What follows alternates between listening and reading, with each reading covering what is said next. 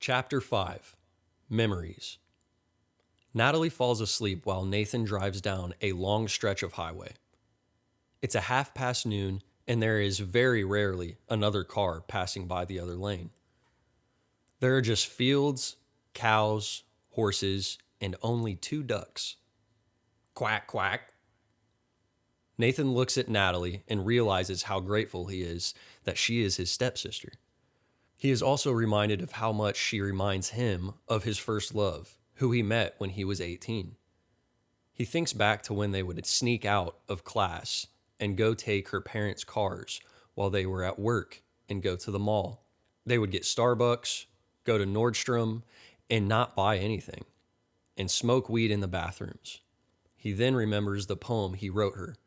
He pulls the draft of it out of his wallet and reads it while he sips on his vodka. Katie, don't cry. I know you're trying your hardest. And the hardest part is letting go of the nights we shared. Ocala is calling, and you know it's haunting. But compared to your eyes, nothing shines quite as bright. And when we look at the sky, it's not mine, but I want it so. He sheds a tear. Bro, why are you crying? Natalie asks, with a smirk on her face. I'm not, bitch! He cleans his face with his wrist quickly. Go back to sleep! She obeys and snoozes the fuck off. Natalie reads the poem 3 more times, but doesn't cry. Finally, he realizes he's getting tired and needs a nap. He wakes Natalie and asks her to drive. She conforms, they trade seats, and he passes out real quick. Natalie plays some Mayday Parade quietly and mouths the words because it is her 3rd favorite band.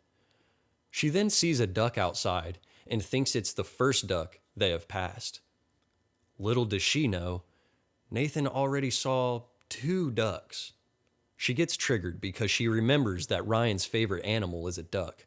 She starts thinking about how much she misses Ryan after the past 2 days, but is reminded that the only reason his favorite animals are ducks is because they have bills, as in money.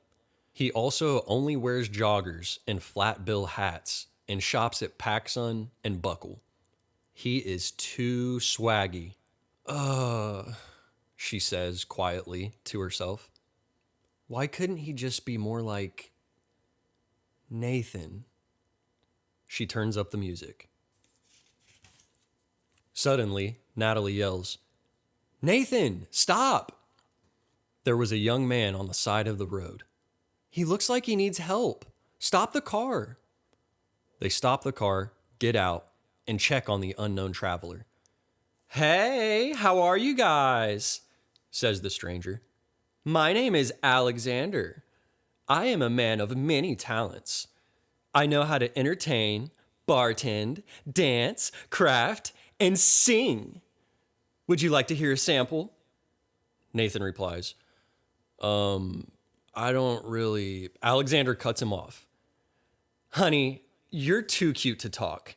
Leave it to me. Nathan replies, okay. Alexander immediately starts singing a Cher song. No matter how hard I try, you keep pushing me aside, and I can't break through. There's no talking to you. It's so sad that you're leaving. Okay, shut the fuck up, Nathan exclaims. Natalie tells Nathan to calm down. She asks, what can we do to help you, Alexander? He replies, well, first off, you need to refer to me as Alexander the Great. Secondly, I need a ride to Philly. No, answers Nathan. Nathan, stop, exclaims Natalie. We can totally do that for you, Alexander. No problem. Nathan is instantly pissed. He starts clenching both of his fists.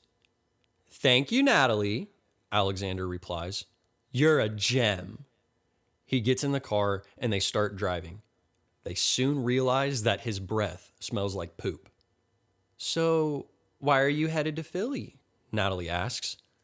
Nathan is desperately holding his nose. Alexander replies, Well, Natalie, the first guy I ever connected with romantically had to move there 3 years ago. I am finally finding time to reconnect with him in person, and he has invited me to come live with him in his condo. Oh, nice, says Natalie. Natalie, says Alexander, he is so cute.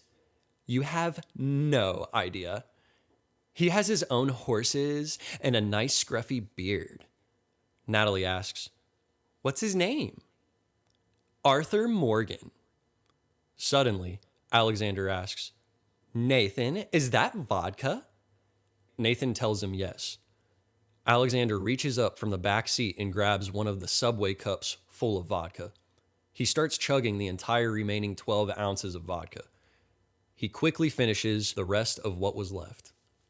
A good 15 minutes passes. Alexander says, Nathan, has anyone told you that you look like Ashton Kutcher? Nathan looks nothing like Ashton Kutcher. At this point, Nathan can tell that Alexander is blatantly hitting on him.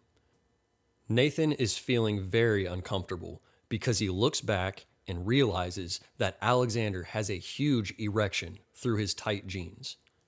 Instead of staring at Alexander's dick, Nathan turns his neck and gets his sights back on the road. Another 15 minutes passes by.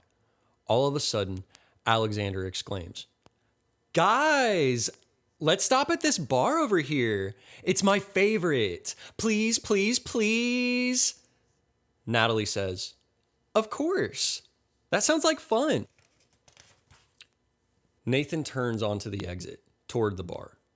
He's pissed, but needs a drink. Alexander drank the rest of his vodka. Nathan, Natalie, and Alexander walk into the bar. They sit down. Alexander orders 3 shots of Mr. Boston's vodka. Natalie orders a Jack and Coke. Nathan orders a water. The song Time of My Life starts playing on the jukebox. Alexander asks Natalie, Let's go dance to this song? They instantly get up and start dancing to the song together. While the two are on the dance floor, Nathan goes up to the bar and drinks 17 vodka sodas to pass the time. Nathan starts to feel a slight buzz. He walks toward the patio to go smoke a cigarette. Alexander follows him out. Nathan lights up his cigarette. Alex asks if he can bum one off him. Nathan hands Alexander a cigarette, hoping he'd leave him the fuck alone. After about 2 minutes through the occasional smoke session, Alexander tries to grab Nathan's dick through his pants. Nathan instantly starts backing up and demands that Alexander stop touching him. Alexander continues to make sexual advances toward Nathan without his consent. All of a sudden, Nathan pulls out his 10-inch hunting knife and stabs Alexander in the lung. Alexander gasps for breath when the knife enters into his lung, collapsing it into pieces. Nathan then slashes his femoral artery so that he bleeds out before he can scream for help. Nathan drags his lifeless body over to the dumpster and places him in there. He walks back into the bar to retrieve Natalie. Natalie asks, Where did Alexander go? He nervously answers, Oh, he's trashed. He ran away. I don't know where he went.